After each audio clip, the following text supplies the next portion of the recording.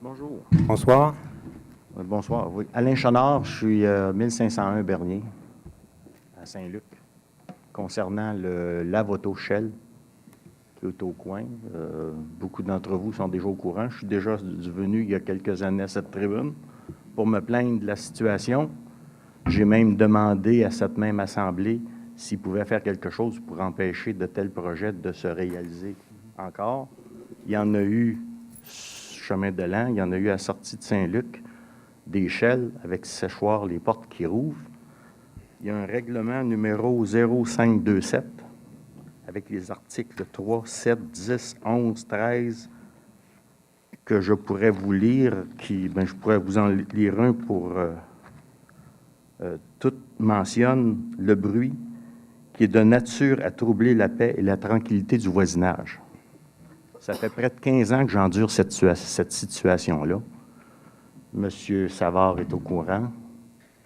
L'autre personne du district 10 aussi, il l'était. Là, j'aimerais savoir qu'est-ce qui va se passer. C'était censé de se régler au printemps. Ils nous ont érigé une clôture que vous avez adoptée de plywood, qui était censé d'être un mur coupe-son. Là, je suis exaspéré, je ne sais plus quoi faire. Je ne sais pas si je dois aller me stationner devant une maison de n'importe qui d'entre vous, puis aux 3 minutes, partir mon criard, puis le faire durer pendant 1 minute et demie, et ce, pendant 1 an, 2 ans, 5 ans. Je ne sais pas qu'est-ce que vous penseriez. Le règlement 527, si vous ne pouvez pas l'appliquer, dans tous ces articles concernant ça, je demande le retrait de ça, qui va concerner toute la région de Saint-Jean. Je vois M. Savard là, qui a peut-être un... Là, je ne veux pas de mentir, je m'excuse, là. C'est assez, là.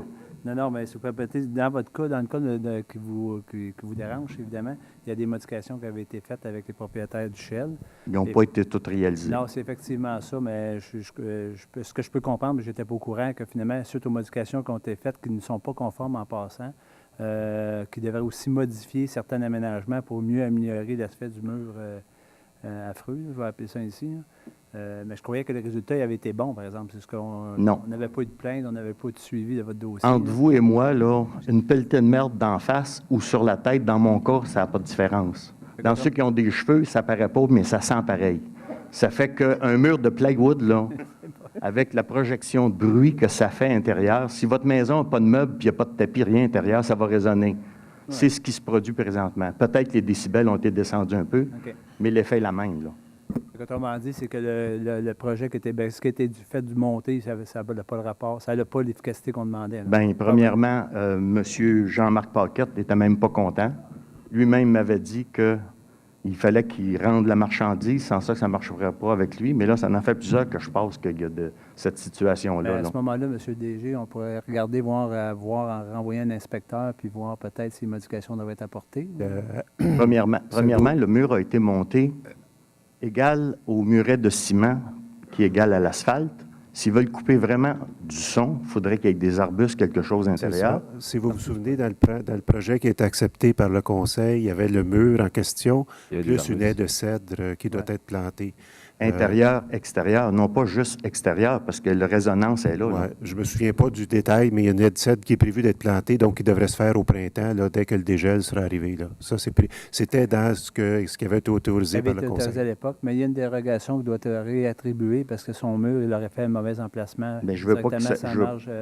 Fait que possiblement qu'il doit y avoir des modifications et des discussions à faire avec le propriétaire. Là. Je pense qu'on devrait traiter le dossier rapidement. Là. Mais ça ne réglera pas le problème, parce que si vous traversez sur la rue Moreau, le bruit est là pareil. Là.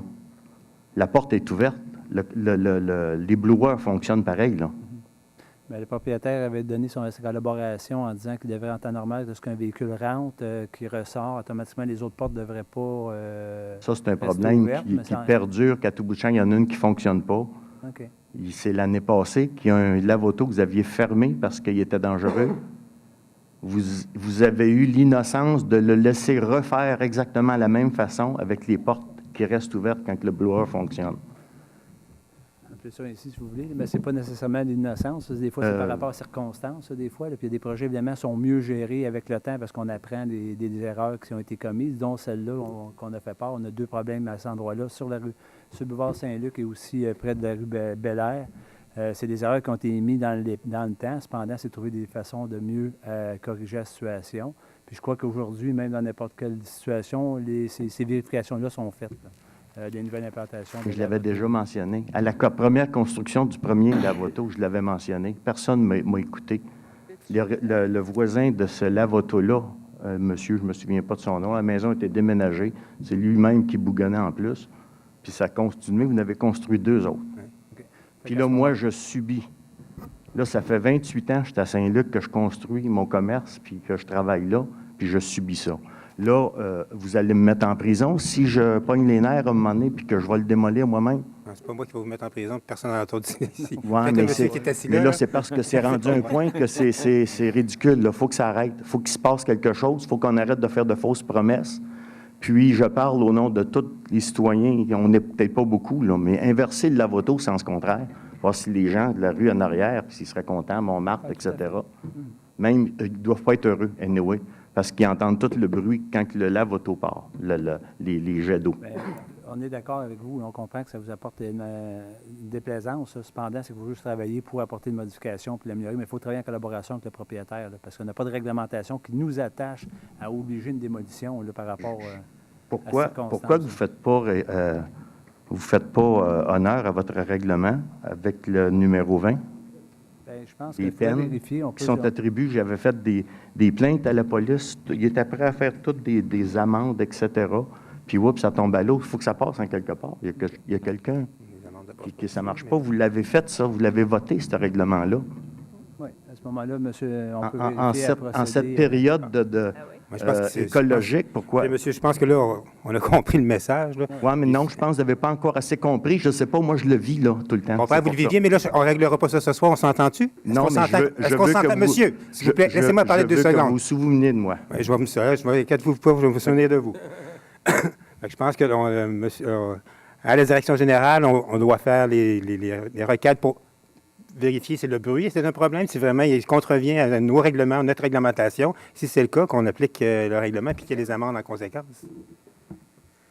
On s'entend là-dessus. Il pourrait tout simplement déconnecter les blowers en ce temps d'économie et tout. Là, ils ne sont pas obligés de faire sécher les autos. Peut-être que ça réglera un problème. On va traiter dessus. On va se faire le suivi de votre dossier. J'espère, parce que là, à un moment donné, il va y avoir une limite. Oui. Merci.